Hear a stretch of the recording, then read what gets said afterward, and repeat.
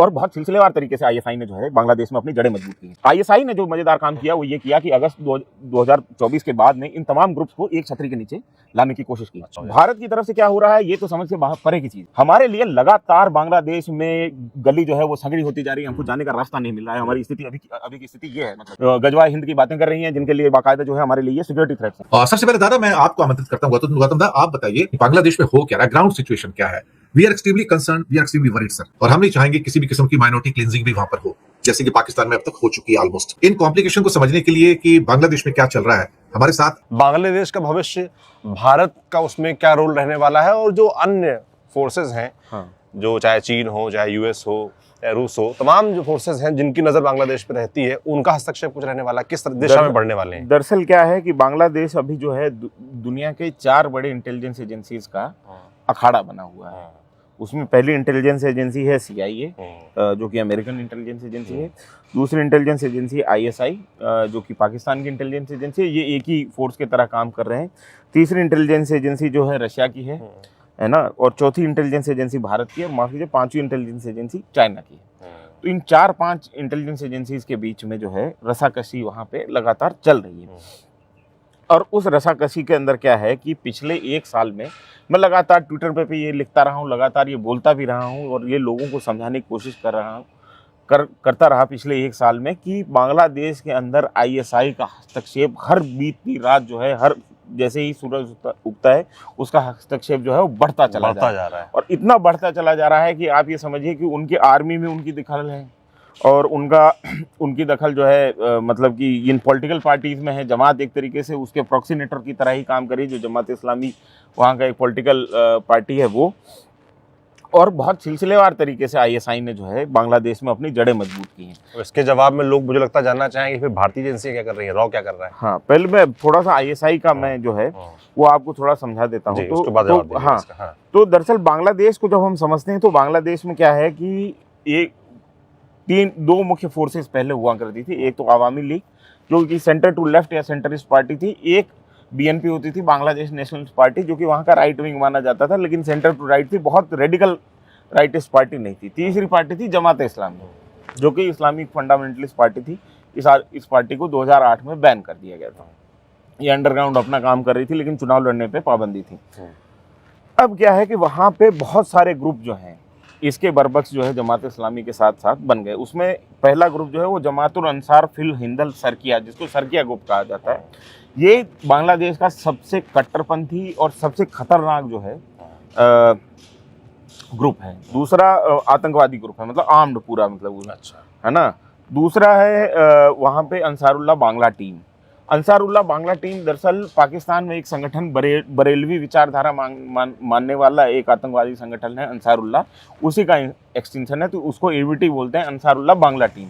और इन लोगों के राब्ते जो हैं वो अलकायदा के साथ में रहे हैं बहुत पुराने। बांग्लादेश के अंदर हमारे मिशन के ऊपर अटैक हुए हैं, पत्थरबाजियां हुई हैं, उनको तोड़ फोड़ की करने की कोशिश की गई है। जो हमारे डिप्लोमेट्स हैं, हमारी एम्बेसी को, हमारे कॉन्सुलेट्स को, ये एक डेंजरस ट्रेंड निकल के आ रहा है। पुलिस को काफी जद्दोजहद करनी पड़ी प्रॉपर्टी को और जान माल की सुरक्षा के लिए जो एम्बेसीज हैं। लेकिन आपकी मैं आपसे पूरी टिप्पणी लेना चाहूंगा। जिन्हें भी पाकिस्तान के लीडर है, ISI के लीडर है, ये लोग जानते हैं कि direct confrontation with India will always be a failure. So Pakistan always speak of 2 front war. तो 2 फ्रंट वॉर मतलब बांग्लादेश एंड पाकिस्तान, ये होने से इंडिया को थोड़ा प्रॉब्लम होगा। ये जो स्ट्रेटेजी है पाकिस्तान का बहुत दिनों से चल रहा है, और ISI का बहुत लीडर सीनियर पर्सन्स ये बांग्लादेश में आके मिलिट्री ट्रेनिंग वगैरह बहुत कुछ किया है। और दूसरी चीज़ है कि the relations between China and Bangladesh अभी बहुत क्लोज है। मिलिट्री टाई अप्स और चिटागोंग रीजन में सबमरीन वगैरह, control of Bay of Bengal, मतलब ये जो जियो पॉलिटिक्स है ये बहुत डेंजरस हो चुका है।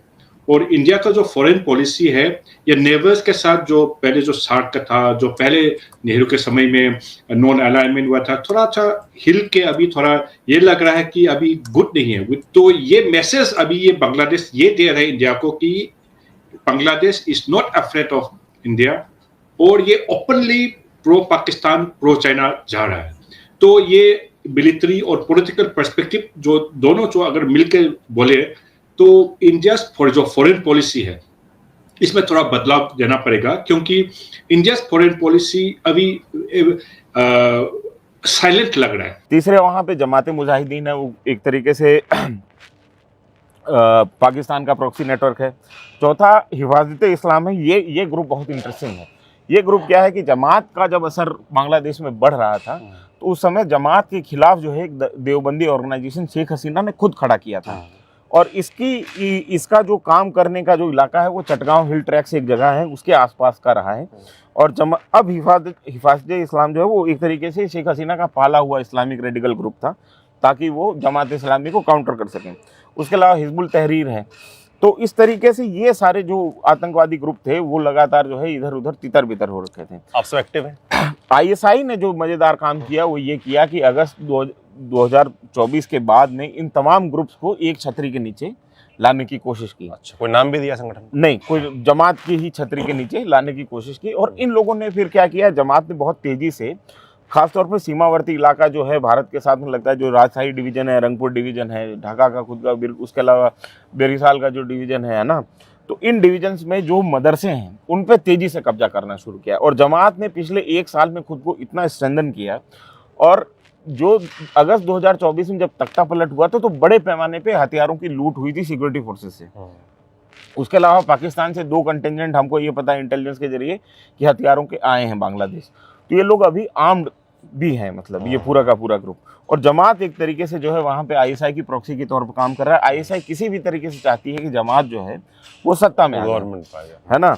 तो ये स्थिति अभी बांग्लादेश की बनी हुई है। अब काउंटर में क्या हो रहा है भारत की तरफ से, थोड़ा सा चर्चा हो जाए। भारत की तरफ से क्या हो रहा है ये तो समझ से बाहर परे की चीज है सौरभ, क्योंकि 2024 के अगस्त में जो हुआ, 5 अगस्त 2024 को बांग्लादेश में सत्ता परिवर्तन हुआ। और मैं आपको दावे के साथ में कह सकता हूं कि 20 जुलाई 2024 तक हमारी इंटेलिजेंस एजेंसीज के पास में इस बात की कोई हवा नहीं थी कि बांग्लादेश में क्या होने जा रहा है। पता ही नहीं था ना, कोई मतलब ऑफिशियल, मतलब कहीं पे भी कोई इंटेलिजेंस इनपुट हमारे पास में नहीं था। मैं आपको ये दावे के साथ में ये बात कह रहा हूँ।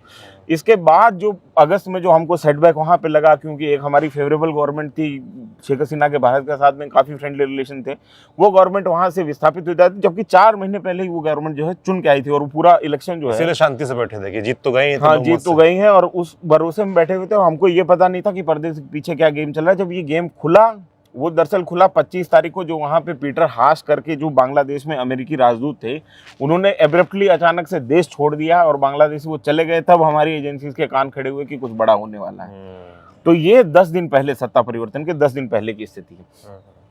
तो मैं आप बता रहा हूँ कि अगस्त 2024 से हमारी इंटेलिजेंस एजेंसियों ने कोई बड़ा सबक लिया हो, ऐसा कुछ दिखाई हमको नहीं दे रहा है। और हमारे लिए क्या है कि अभी की स्थिति ये है कि एंटी इंडिया सेंटीमेंट हो, क्योंकि आईएसआई इस जो 17 तारीख को जो प्रदर्शन हुआ है उसमें बाकायदा आईएसआई के जो लोकल हैंडलर्स हैं वो इंडियन एम्बेसी के बाहर खड़े होकर उस प्रदर्शन को मतलब चला रहे थे, उसको ऑर्केस्ट्रेट कर रहे थे। ये देखी हुई बात जो है कोई भी एनालिस्ट जो है वो आपको बता देगा, जो भी बांग्लादेश को देख रहा है।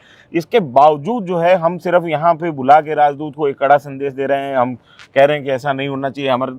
हमारे लिए लगातार बांग्लादेश में गली जो है वो संगड़ी होती जा रही है, हमको जाने का रास्ता नहीं मिल रहा है। हमारी स्थिति अभी की स्थिति ये है, मतलब। और ये हमारे जो नीति नियंता जो है वो पता नहीं क्या कर रहे हैं, क्या नहीं कर रहे हैं। क्योंकि जब अगस्त में सत्ता परिवर्तन हुआ उसके बाद में हमारी डायरेक्ट अप्रोच ये थी कि हम जो है ट्रेड रिलेशंस अपने नॉर्मल करें बांग्लादेश की नई जो निर्वाचित सरकार है उससे, और हम जो है सारे रिलेशन जो है हमारे खिलाफ जो हो गए उनको नॉर्मलाइज करना शुरू करें। और ये जो बाबूगिरी की जो डिप्लोमेटिक अप्रोच है उसकी वजह से आज के हालात ये हैं कि हम बांग्लादेश में 1971 दिसंबर के पहले की सिचुएशन में पहुंच गए हैं, जब बांग्लादेश एक तरीके से पाकिस्तान का हिस्सा हुआ करता था, पूर्वी पाकिस्तान उसको कहते थे। तो हमारे सामने अब जो है हमारे दोनों फ्रंट पे, जो ईस्टर्न फ्रंट और वेस्टर्न फ्रंट, दोनों जगह इस्लामिक रेडिकल जो है एक रिजीम आके खड़ी हुई है, जो कि गजवा हिंद की बातें कर रही हैं, जिनके लिए बाकायदा जो है हमारे लिए ये सिक्योरिटी थ्रेट्स हैं। और इंडिया बिल्कुल चुप है। तो चुप रहना, साइलेंस इज नॉट गुड। इसमें हमारा पेट्रोटिज्म कहाँ चला गया, हमारा रेस्पेक्ट ऑफ इंडिया कहाँ चला गया। So India should not remain silent, और इंडिया जो फॉरेन पॉलिसी है वो एक्टिव होना चाहिए। देखिए कितना लोग बांग्लादेश से आ गया है। तो माइनॉरिटीज बन यहाँ के लोग क्योंकि हमारा यहाँ का पॉपुलेशन बहुत कम है, हम लोग का तो 1 लाख 2 लाख 3 लाख ही है। तो बांग्लादेश का जो भी अगर क्राइसिस होता है तो यही प्रॉब्लम है। सो हम लोग का जो रिलेशन है, ह्यूमन रिलेशन है, और हमारा जो पॉपुलेशन है, सपोज मणिपुरी हो, त्रिपुरी हो, बांग्लादेश में बहुत है, इसलिए हम लोग का बहुत क्लोज रिलेशन है, जो इसलिए हम लोग बॉर्डर में क्रॉस करके, इसलिए इस रिलेशंस को रखने के लिए इंडिया शुड चेंज इस फॉरेन पॉलिसी, और उसको बांग्लादेश को ये नहीं दिखाना चाहिए कि हम तुम्हारा बड़ा भाई है, कि हम इक्वल टर्म्स, बांग्लादेश भी एक नेशन है, तो रेस्पेक्ट करके, म्यूचुअल रेस्पेक्ट से इंडिया को मालदीव्स, श्रीलंका, बांग्लादेश, म्यांमार, नेपाल, भूटान और चाइना से जो उनका जो साउथ रीजन का जो उनसे है, कैसा गुड टर्म्स में लाए, ये थोड़ा सोचना चाहिए।